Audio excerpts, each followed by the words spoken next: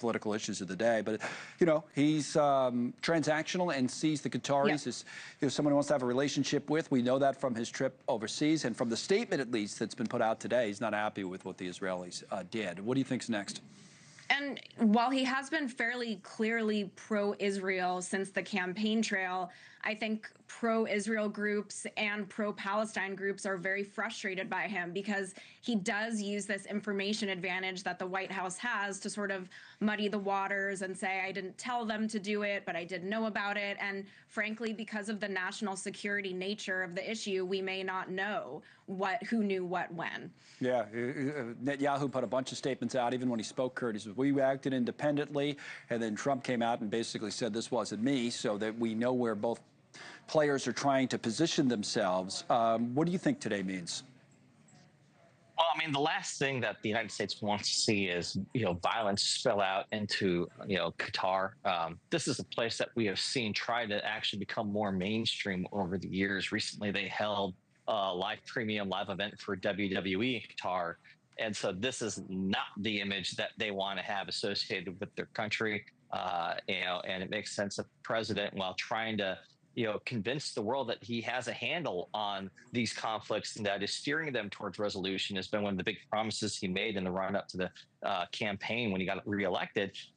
These types of images doesn't really make you feel like, like the president's got full control over the situation and that we're anywhere near a peaceful resolution. I said we move on to other political issues. Yeah, of course, Lauren. Yeah, go ahead. I think, and Kurt might even agree with me on this. I think this is why it's confusing when some Democrats say what they would have preferred Israel to do is highly targeted attacks on Hamas. And that appears to be what the goal was here. And so if Democrats say this is not what we want either, and I know that's not what you're saying, Kurt, I do think this is where it gets very difficult, is Israel is doing the sorts of attacks that they have been told to do, but everyone is sort of saying, does this fall under that category or not? Yeah. Well, the where would be the question. You want to say something about that, Kurt, yes. In this, before we move on?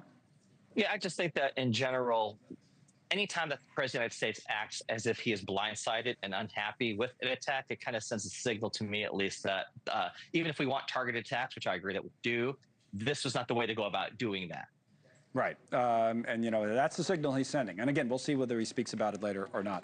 Now, I said we're going to move on to other issues. I know this is the last one that the White House wants to talk about, is this Jeffrey Epstein stuff. But it hasn't gone away because of the Democrats in the Oversight Committee putting out that drawing, the alleged birthday card that the president supposedly signed. Still says he didn't do it. And Caroline Leavitt, or didn't sign it, it wasn't his signature, spoke about it at the briefing today. And here's what Caroline said.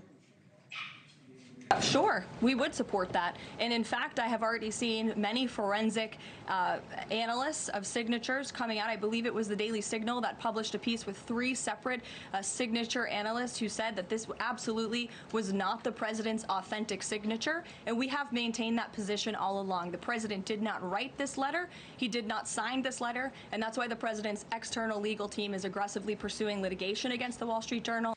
I don't know, Kurt, if you know any autograph experts, but apparently the White House is open to having one look at this.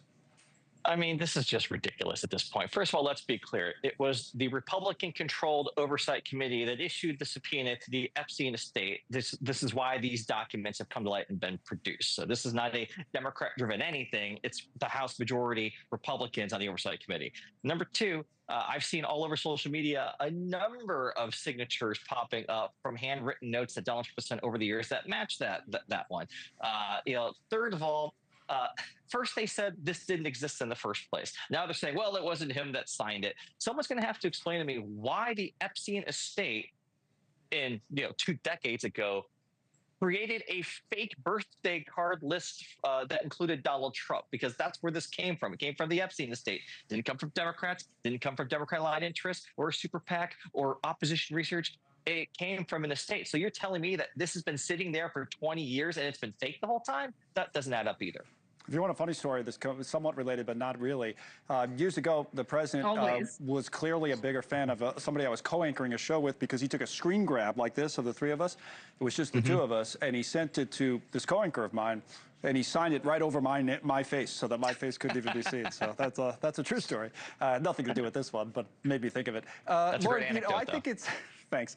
I think it's what's interesting about this to me. There's a couple of things about it, but one of the things is Kurt's right. Republicans brought this up, and before they pushed it, okay. But now it's interesting. The base of this president, usually, if he says, you know, jump, they say how high, or if he says I didn't do it, that's fine.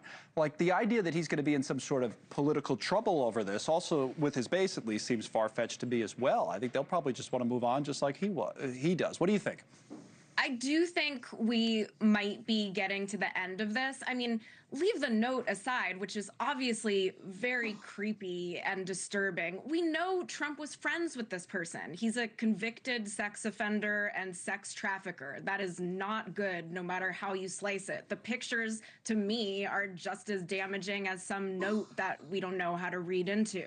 But I don't know whether the MAGA base or the Democrats, I don't know if they're going to find what they're searching for, and I don't really know where we're going to go from here. He was friends with someone who was an extraordinarily bad person, and a lot of people want to get to the bottom of that. But as far as the political implications, I really don't know. I think that most of what's out there is sort of out there, and I'm all for transparency, but curious to see what Kurt thinks. Well, what do you think, Kurt, about that, the political risk for the president now, present day? I mean, I think that the question really will be, what does he do with this lawsuit he has against the Wall Street Journal? Because that's what keeps it alive. Ultimately, there's going to be, discovery. There's going to be testimony. People will be sworn in to have to talk about this. And that's where the rubber meets the road. It's one thing to say something publicly. We see the president, White House politicians mislead people all the time, frankly, because there's no penalty. It's another thing when you're under oath and the stakes are much higher. Is he going to continue this war against a Rupert Murdoch-owned publication or not? That's what I'm interested to see. Yeah, it's an interesting lawsuit now when you have the actual birthday card, with the signature, and your defense is that it's not your signature. So that's why the forensic expert thing, or autograph expert, came up. All right, we'll see where it goes. Now, one more topic for you guys before we go, and this time I'll start with you, Kurt, because I want to talk about the Democrats. Everybody's been focused on, the governor of California, Gavin Newsom, getting so much attention for kind of controlling Trump. Now there seems to be some speculation that maybe J.B. Pritzker in Illinois is pulling the attention away to some extent, helping himself politically with all this business back and forth about the National Guard and what have you in Chicago. Is it working? Here's Pritzker. Let's listen to him, then we'll come back and talk about it. From what Donald Trump is trying to do, which is to disrupt the country, not because he's going after criminals, but because he has a nefarious plan, frankly, to bring military into cities so that ultimately in the 2026 election, people will be normalized to the idea of militarization during the next election. So Pritzker's argument there is that Trump is trying to sway things for the midterms. One of my questions for you, Kurt, is whether Pritzker, with all of this, is helping himself for the election after that in 28. What do you think? He is, and I think what you're going to see between now and really the presidential primary calendar officially kicking into high gear after the midterms is each one of these figures will have their moment in the sun to go one-on-one with Donald Trump. And during that time, they will elevate. They will become more widely known. They will become widely known on a much more national level, which most of these people aren't there quite yet. And they will benefit from any fight with Donald Trump.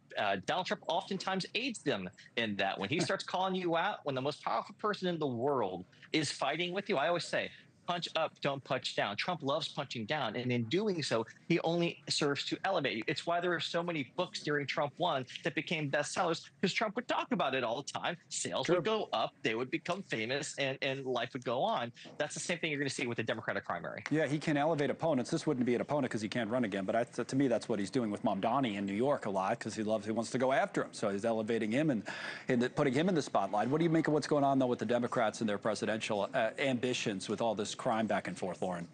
I can't wait to see that primary. I mean, they are going to rip each other apart. I can tell you the things wrong with each of them. But for Pritzker, he's less popular in his state than Trump is. The majority of people think the taxes are too high. Right. He's a billionaire. He bragged about that on the DNC stage in a party that says billionaires shouldn't exist. I mean, all of these things are huge problems within the party, not even withstanding how you get to the Republican stage in a general environment.